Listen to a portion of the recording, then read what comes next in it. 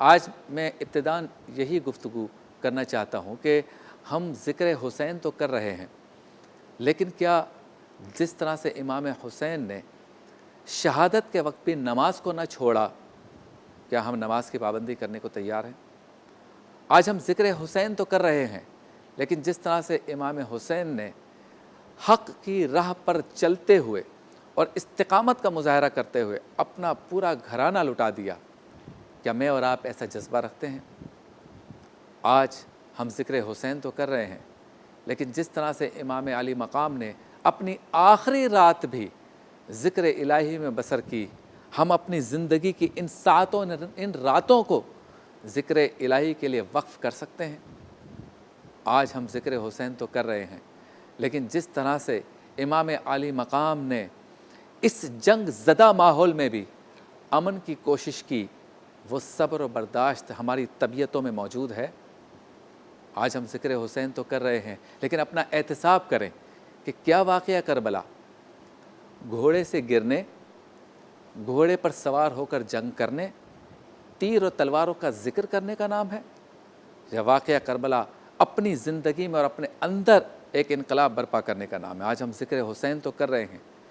لیکن کیا ہم امام حسین تو دور کی بات ہے، ان رفقا جیسا جذبہ بھی بیدار کرنے کے لیے اپنے اندر تیار ہے کہ جب امام علی مقام نے فرمایا کہ تم جا سکتے ہو، تمہیں اجازت ہے، چراغ گل ہو گئے لیکن کوئی نہ گیا، کیا آج ہم وہ جذبہ بھی رکھتے ہیں کہ اگر ہمارے دین پر، ہمارے ملک پر، ہمارے مذہب پر، ہمارے عقیدے پر، ہمارے آقا کی ناموس پر، سرکار دو عالم صلی اللہ علیہ وسلم کی ختم نبوت پر، دین اسلام پر کوئی بات آئی، کوئی آنچ آئی، کیا ہم ایسا جذبہ رکھتے ہیں کہ میدان چھوڑ کے نہ جائیں؟ آج ہم ذکر حسین تو کر رہے ہیں، لیکن کیا یوم عاشور